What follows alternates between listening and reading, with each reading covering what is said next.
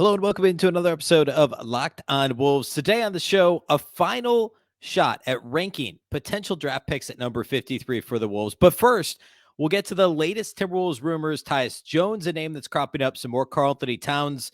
I guess rumors involving Karl-Anthony Towns. We'll cover all that off the top. Then we'll get into a prediction and my quote-unquote pick number 53 big board. It's all coming to the show on this draft day. Welcome in. You are Locked On Wolves. You are Locked On Timberwolves, your daily Minnesota Timberwolves podcast. Part of the Locked On Podcast Network. Your team every day.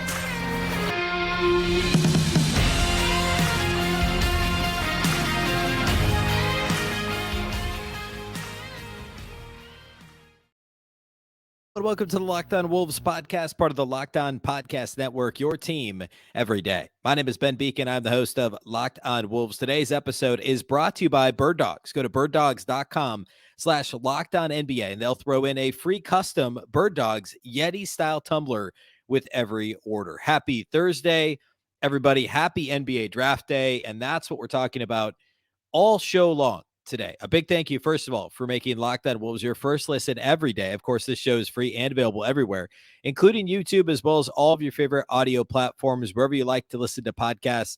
You can find Locked On Wolves. You can also find Locked On Wolves, along with all the other Minnesota Locked On podcasts, on both Roku and Amazon Fire TV. Just download the Locked On Sports Minnesota app. More great local sports coverage 24/7, and it's free. Download, again, the Locked On Sports Minnesota app on both Roku and Amazon Fire TV. You can also follow on Twitter at Locked On T-Wolves or at Beecken, and that's with two B's, two E's, CKEN. All right, let's start today with the latest Timberwolves rumors related to the NBA draft. Most of these, I'm recording this late Wednesday night, the eve of the draft. So a couple things kind of, I guess, quote unquote, breaking, if you will. The rumors that are breaking, they're not actual things that have happened yet, but a little bit of movement in terms of Wolves related rumors late Wednesday. So I want to cover that and then get into over the last few days, I discussed a few different players that would be options for the Timberwolves with the 53rd pick. And I want to kind of go back and I guess rank them. So we'll do that. And then I'll make a final prediction for what I think the Timberwolves will do, or perhaps more accurately will not do on Thursday night in the 2023 NBA draft. Because of course, the Timberwolves do not have a first round pick. They only have pick number 53, which actually originally belonged to the New York Knicks. That is the only pick that the Timberwolves have in this draft. So we'll do all that here on today's show. All right. Let's go ahead and jump into these rumors. First of all, the Karl-Anthony Towns discussion. A few weeks ago, it was floated. I forget who initially floated the idea, but it made a lot of sense. Portland's in a weird spot with Damian Lillard, right? Like, does he stay and we try and build around him? Do we trade him and start over? It's really a can't-win situation. And so there was kind of this oft-mentioned idea that Towns could be traded to Portland for Anthony Simons and the number 3 pick. The Timberwolves could then take Scoot Henderson, likely, or likely it'd be Scoot Henderson or Brendan Miller, and that was just kind of like bandied about as a possibility. And then of course Houston at number 4, similar idea. Well, Jake Fisher of Yahoo Sports is now reporting that this it was never even a real rumor, just something that kind of made sense in some ways for both sides. I've talked ad nauseum about the idea of trading Towns. Basically, the cliff notes are his contract ratchets up to almost $50 million next year. And the Wolves are going to be in the luxury tax once they extend Anthony Edwards and Jaden McDaniels. So it may be easier to trade him now than next summer. But again, the Wolves don't have to trade Towns. Towns doesn't want to be traded. So I've maintained all along in the show, it's 75-25 Towns is in a Minnesota uniform on opening night next year. I think that's very likely. But Howard Beck was on this show a few weeks ago and said that it was a real possibility Towns would be traded. It's been rumored in some reputable places. But Jake Fisher of Yahoo Sports is saying that the Blazers would not trade number 3 for Karl-Anthony Towns.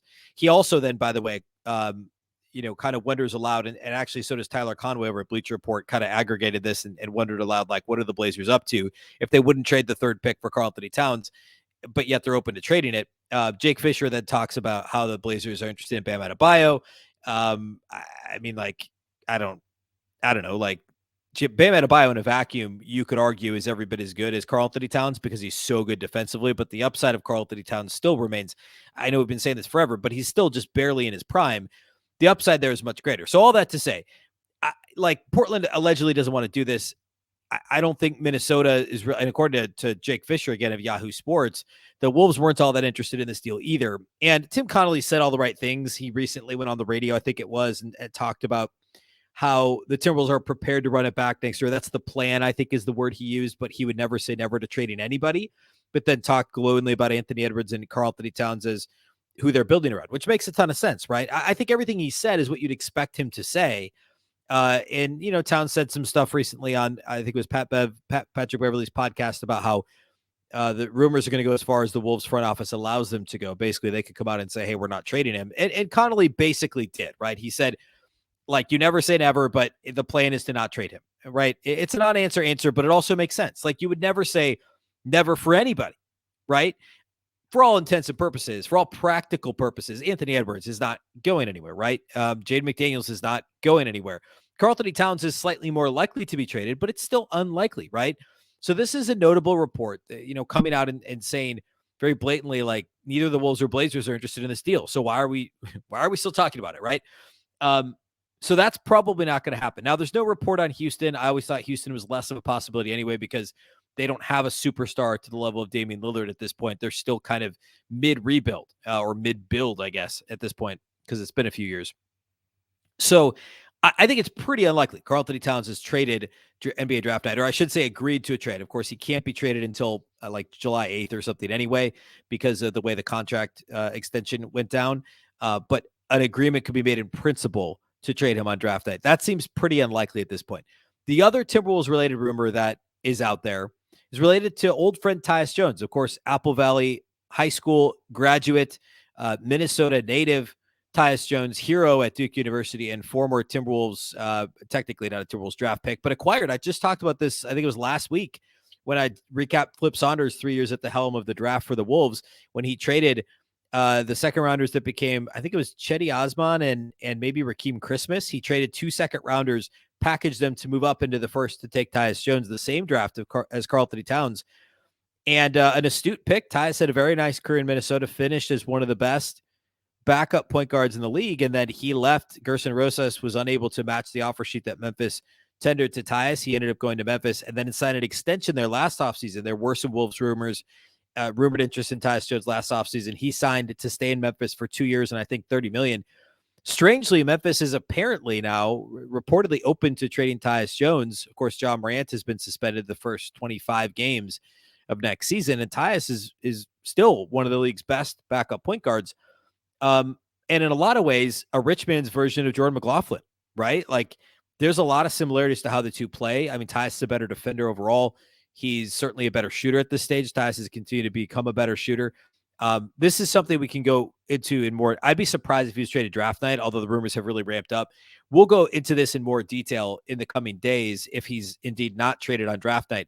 But according to Darren Wolfson locally on his Scoops podcast, Darren Wolfson of Score North and KSTP in the Twin Cities, and then also Jake Fisher of Yahoo Sports, who had the Towns report, he says that the Wolves would be interested in Tyus Jones as well.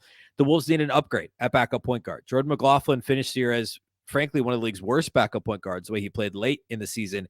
Tyus would be one of the best. And he's the type of, happy to be low usage point guards, but can also knock down an open shot, can create a little bit, a good defender, like well-rounded, has everything except for the size, really, and consistent scoring chops, I guess, but a prototypical backup point guard, which is what the Wolves expected Jordan McLaughlin to be this year, and he was not. So it makes sense the Wolves would be interested. A trade is tricky, though, strictly from a salary perspective. The Wolves don't have much. We've talked about this before. Like, Taurean Prince would almost have to be part of it. Taurean, of course, has the deal that becomes guaranteed a couple days after the draft, so he could be traded and then waived if a team wants to save that chunk of cap space. He could be traded prior or I should say after the contract becomes guaranteed. There's a lot of possibilities with Taurean Prince, but it's a difficult thing for the Wolves to maneuver given the salaries that are on their books, or really the salaries that aren't, because it's all big salaries, guys that are about to be extended, or a few guys that aren't under contract. Like, what does that deal look like? Again, if we get past the draft and Tyus is still available, we'll dig a bit more into that. But just know that that's a name that's out there. And if I like, other than the difficult, like it's not super easy because there's going to be a lot of teams interested. And again, the contract thing is very sticky. But Tyus Jones would be a very good fit in Minnesota if the Wolves could somehow make that happen. Um, that's something I would want to pursue if I were Minnesota. All right, my final pick 53 big board, if you will. If you're watching on YouTube, I'm giving the air quotes for it because it's weird. It's a second round big board, and it's not even the full second round. It's guys who I think have a shot at being available around 53, or if the Wolves were to trade up slightly. I want to get into all that. I want to talk about the 6 guys that I profiled the last couple of days, rank them in the order in which I would prefer them to be drafted, and also kind of hit a couple of mock drafts, like where different mocks have them going. And then we'll get to my predictions, I guess, for draft night. So we'll do all that here next. Today's episode of Locked On Wolves is brought to us by our title sponsors over at Birddogs. Birddogs, put simply, they make you look good. I started wearing Birddogs about a month ago now, and I remember it because I don't think it's too much to say they were pretty life-changing in terms of summertime, one pair of shorts. I have a couple pairs of Birddogs, but one type of short, right? I have like a light blue pair, I have a light gray pair, and they basically match with anything. And I can wear them at any occasion. I can put them on. Example I always use, like Saturday morning, put them on. I can run to the store, run out, get coffee, whatever, come home, lounge around the house, go to the backyard and grill, run back out to the store if I need to, whatever. They look good. They fit like, they look like khaki shorts, but they fit and feel like athletic shorts, like basketball shorts. They really are extremely comfortable. Trust me, they'll be the best shorts you've ever purchased. Go to birddogs.com/LockedOnNBA. You'll get a free Yeti style tumbler with your order. I have one. It's also fantastic. I use it almost every single day. That's birddogs.com/LockedOnNBA for a free Yeti style tumbler. You will not want to take your Bird Dogs off. We promise you that.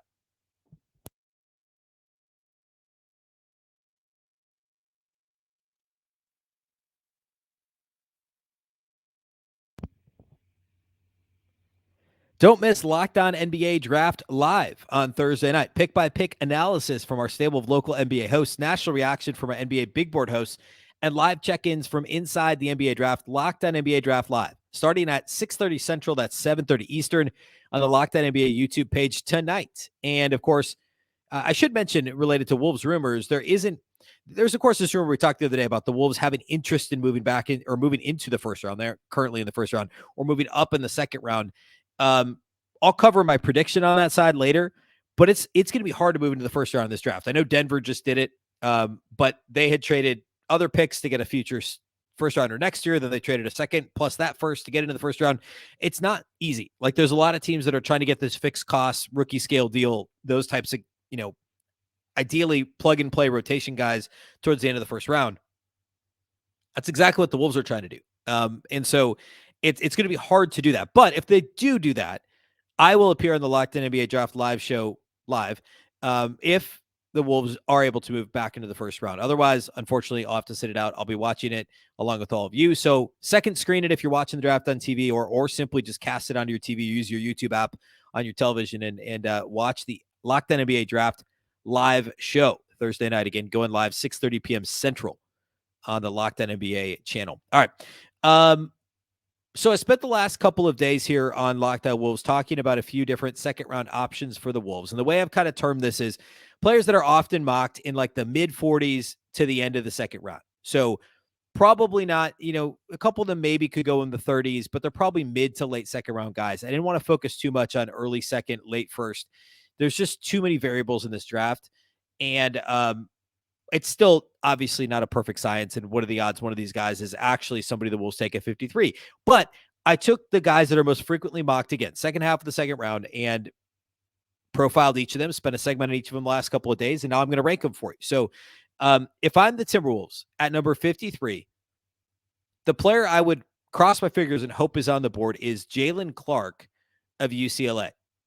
The cliff notes on him are he's essentially a little bit of a smaller wing, but he's got a 6'5" with a 6'9" wingspan. I think of him as a wing version of a more polished and certainly less athletic, but more polished version of Josh Minott. What I mean by that is he's extremely active. He has a nose for the ball. He's outstanding on defense, both off and on the ball. He's fantastic guarding the point of attack and really, really good getting through screens. and just kind of being able to sniff out opposing sets. I think he's one of the best defenders straight up in the entire draft. Now, the modest athleticism is kind of what limits him. He also his shooting touch is his shot is stiff. I think I said it was robotic the other day. He doesn't have a good free throw percentage. He's got a good runner though, so there is a little bit of scoring upside, but modest athleticism and limited scoring ability is what's going to make him a second round pick. I've seen him mocked anywhere from like 33 in the second, 33rd overall, like early in the second round, to like after the Wolves pick in the late 50s. He's all over the board. And I think guys to me, he's one of those players who often gets overlooked by NBA front offices because of like he isn't super athletic. And so he's overlooked.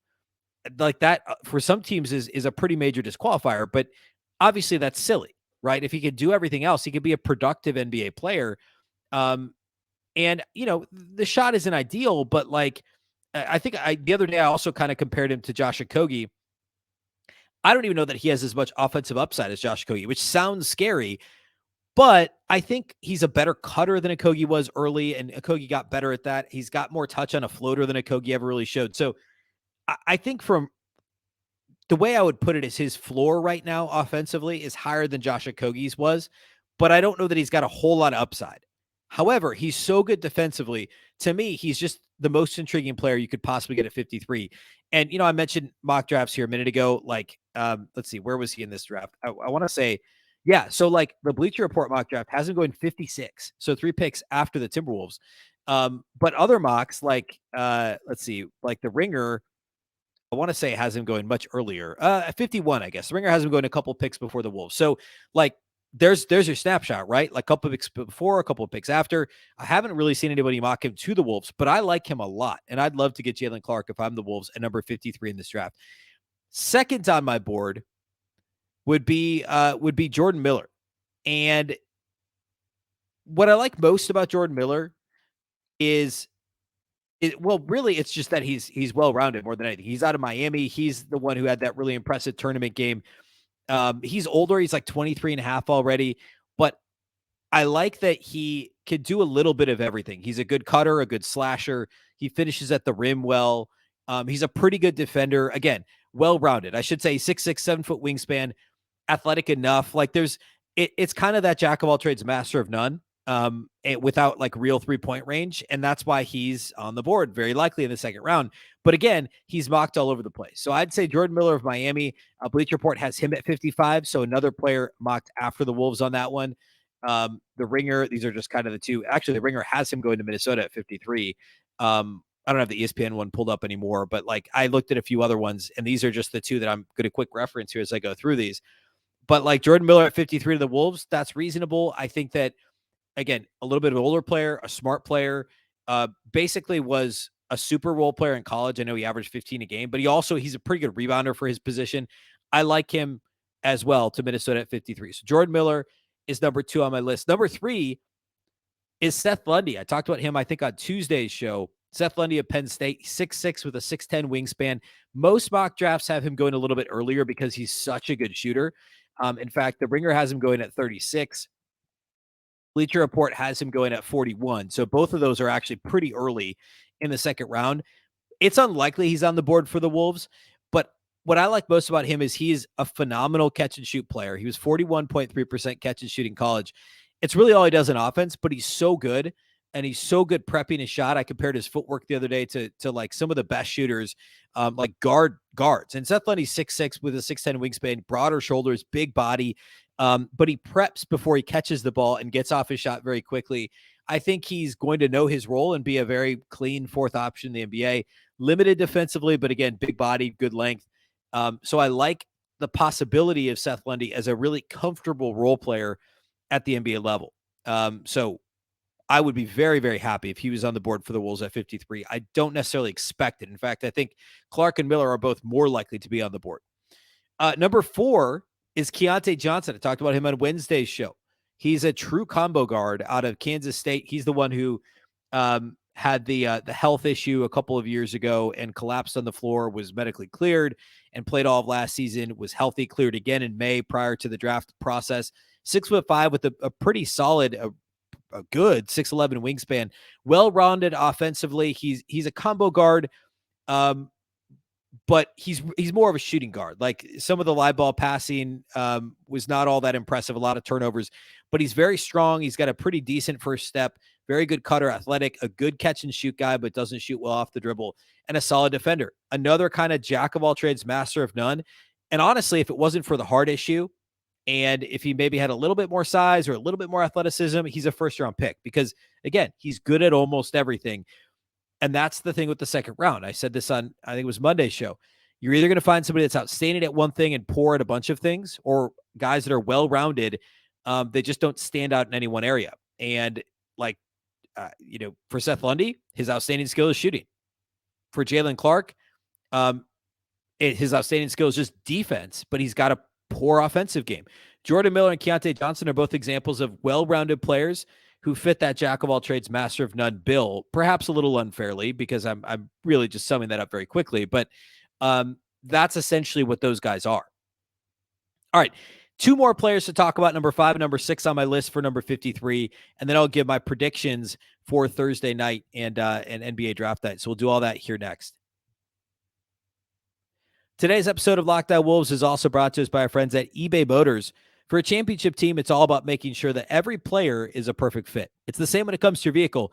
Every part needs to fit just right. So the next time you need parts and accessories, head to eBay Motors. With eBay Guaranteed Fit, you can be sure that every part you need fits right the first time around. Just add your ride to My Garage and look for the green check to know the part will fit or your money back. Because just like in sports, confidence is the name of the game when you shop on eBay Motors. And with over 122 million parts to choose from, you'll be back in the game in no time. After all, it's easy to bring home a win when the right parts are guaranteed. Get the right parts, the right fit, and the right prices on ebaymotors.com. Let's ride. eBay Guaranteed Fit, only available to U.S. customers. Eligible items only. Exclusions apply.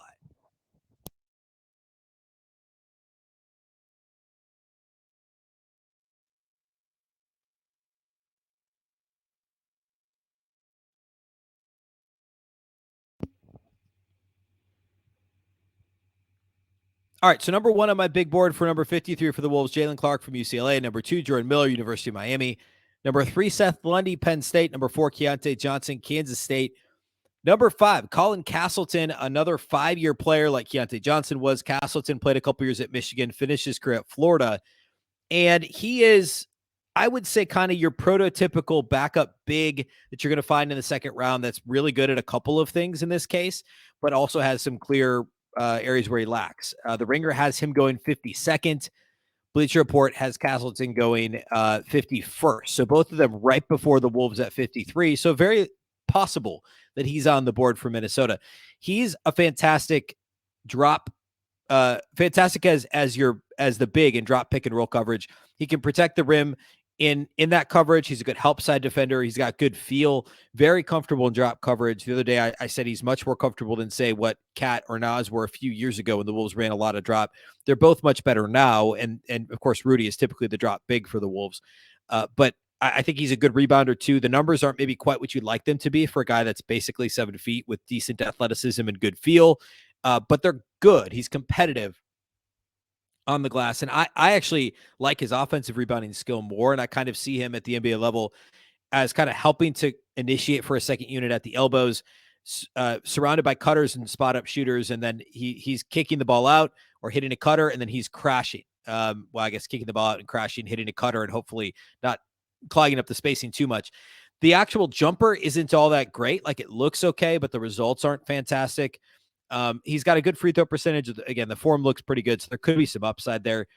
I think his ceiling is probably as like a rotational big. I don't think he's like a true starter at the NBA level. Again, second round pick for a reason, but I like him as a potential backup big if the Wolves, for whatever reason, feel like, hey, we aren't going to keep Nas or we are going to trade Cat or whatever.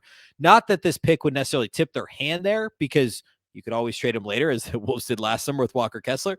But given what like, you could draft him and let Nate Knight and Luka Garza go and still keep Nas and Cat, and he's your fourth big. Like, you could do that. And then you have that cost certainty, whatever you sign him to, a partially guaranteed deal.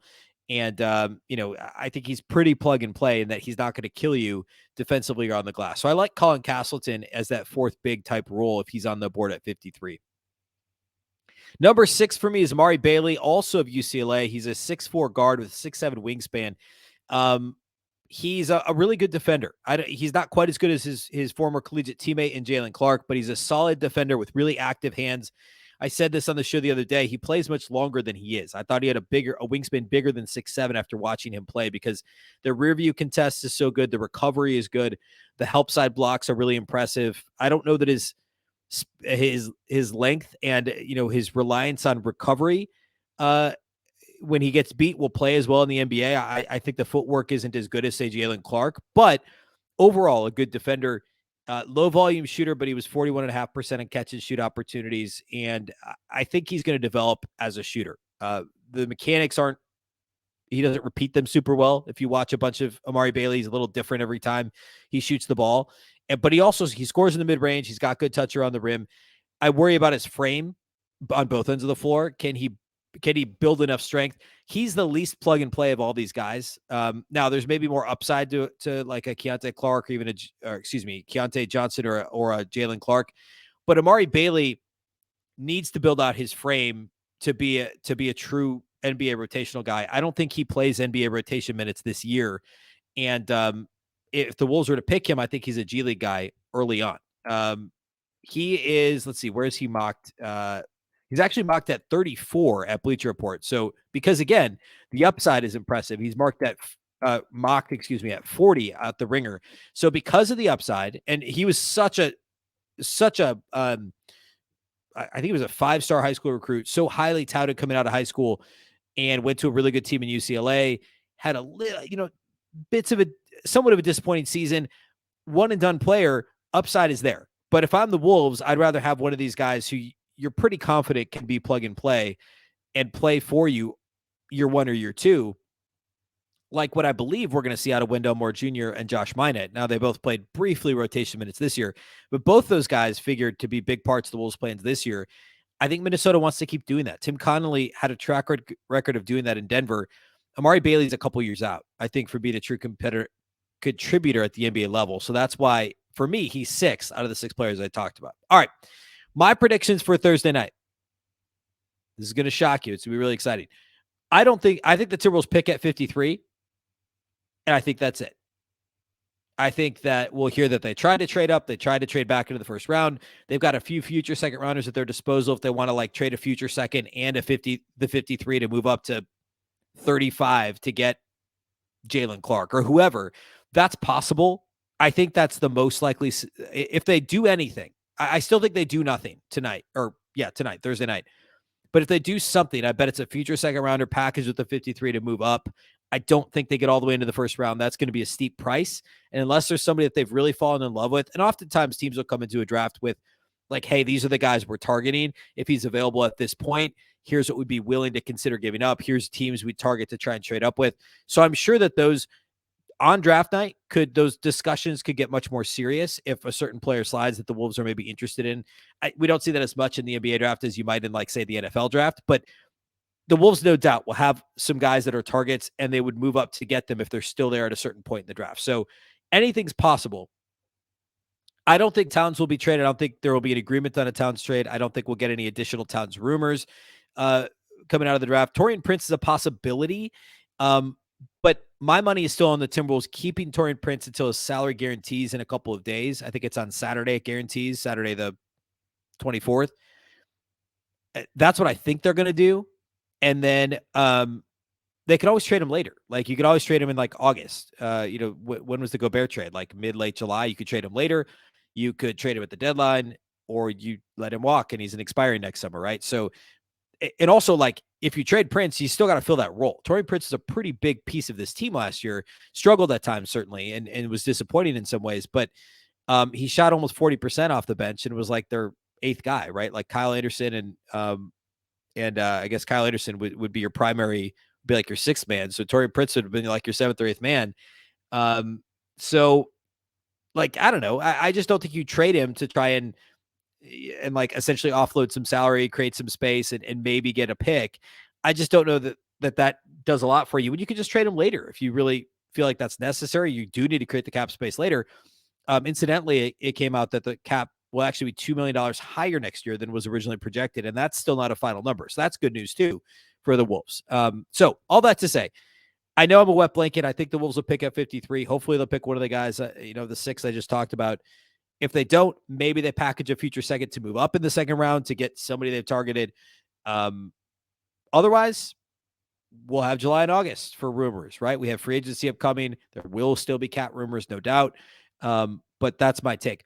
If the Wolves trade up into the first round, we'll do a live, probably a live show. We'll certainly do an emergency show, depending on timing and all that stuff. If the draft's still ongoing, it may not be live, so I may record it. But we'll see. We'll do an extra show, though, if the Wolves trade into the first round on Thursday. And either way, we'll do a Friday show reacting to whatever the Wolves do on Thursday night.